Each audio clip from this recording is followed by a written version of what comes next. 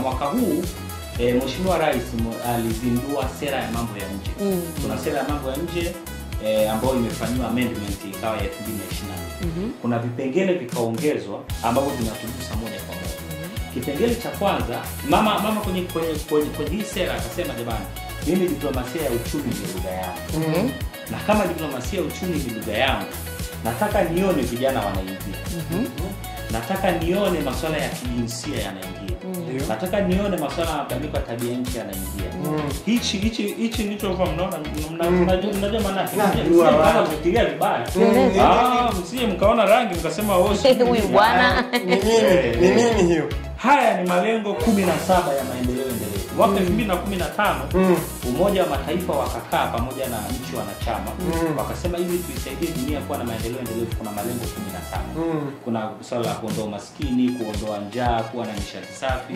Katika hayo yote mama akaja akapewa tuzo kama moja ya champion champion masuala ya malengo ya maendeleo endelevu Tanzania. Na hata picha zake zipo kama mkiingia mtandaoni mtaona. Utakuwa unaziona hapo. Na kama mnakumbuka mama alivyopewa alisafiri nao kwenda nao Dodoma. Ndio. Zile tuzo kicheki ile tuzo ina hata kitu.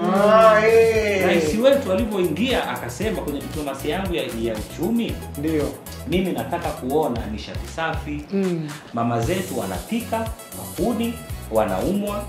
Mama zetu, dada zetu wanaenda umbali mrefu kutafuta kuni, miti inakatwa, tunapoteza zaidi ya ekari 400 kila mwaka kutoka kwenye misitu kwa ajili ya kuni. Ni nyingi sana. Ni nyingi. Akaja na mkakati wa nishati safi ya kupikia miaka 10 mwaka 2024 hadi mwaka 2034. Uwezo wake wa kuchampion haya mambo ukamfanya au mwenyekiti mwenza wa mkutano wa kimataifa wa nishati safi International Energy Agency kule Ufaransa mwaka jana, ilikuwa Mei 14, 2024.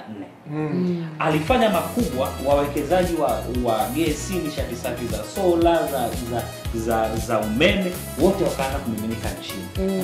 Mama akaona bwana hili haitoshi. Swala Tanzania na Afrika sio tu nishati ya kupikia, hata umeme watu wana shida. Mama akakaa na wadau, akakaa na mtu mmoja anaitwa Dr. Kunumi Alisime. Huyu alikuwa rais wa Benki ya Maendeleo ya Africa Development.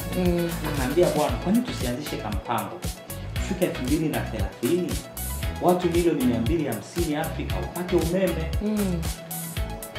Yule dokta akasema hili ni wazo zuri. Naye akamshirikisha rais wa Benki ya Dunia anaitwa Ajay Banga. Ni Muhindi au? Ajay Banga. Na Muhindi anaishi Marekani, ana asili hiyo. Walipomshirikisha wakaongeza wakasema watu milioni 300 Afrika wakati. Kwa sababu sasa hivi watu zaidi ya milioni 600 hawana umeme Afrika. Zaidi ya watu milioni 600 hawana umeme. Naona. Kwa hiyo walipokuja na hiyo target ya watu milioni 300 wakaja na kitu kinaitwa Mission 300. Mission 300. Wakasema sasa tukutane tujue hizi hela tunazipataje za kusambaza umeme Afrika. Chini ya mkakati wa Mission 300. Wakasema sasa huu mkutano inabidi viongozi wa Afrika wakae. Mama akapewa kazi, ongea na viongozi wenzako, marais wenzako. Mama kazi ni huko. Rais Ruto vipi bwana, kuna hili wazo.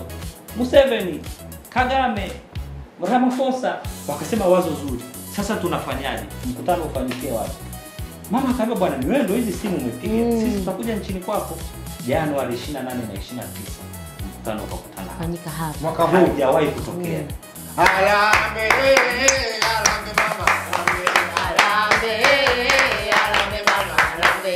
mama apewe maua yake jamani. Zimebaki siku 19 tu kwenye uchaguzi mkuu wa kumchagua Rais Samia Suluhu Hassan. Hassan.